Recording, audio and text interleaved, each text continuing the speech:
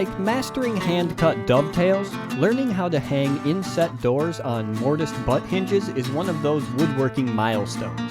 This story shows a 3-step method for installing inset doors that produces great results every time.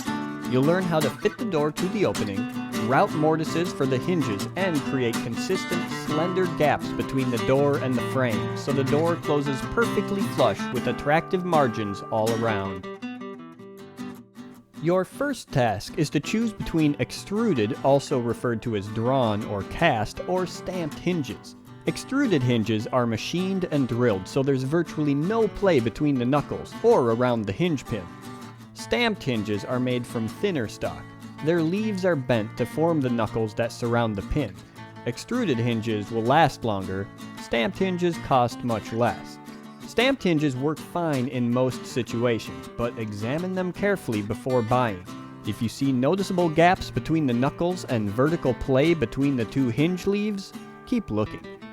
Before you install the hinges, make sure the heads of the mounting screws recess fully in the hinges' chamfered holes. Amazingly, the screws supplied with the hinges, especially stamped hinges, don't always fit. If that's the case, you'll have to deepen the chamfers or use screws with smaller heads. True an out-of-square door by tapering its side rather than its end.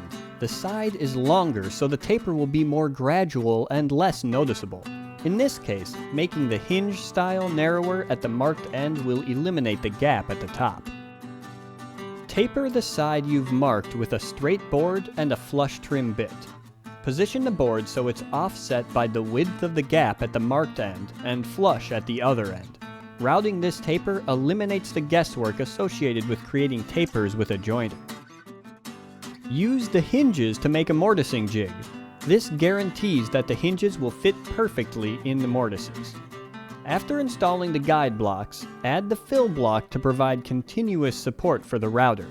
After completing the jig, use it to route mortises on a test piece.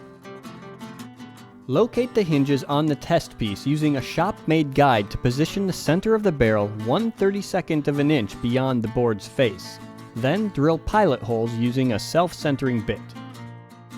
Dial in the mortise depth by mounting a pair of hinges on test pieces. The gap should match the thickness of the laminate. If the gap is too wide, the mortises aren't deep enough. Widen a gap that's narrow by jointing the door style. Route mortises in the door style. Locate the mortise at least one hinge length from the top.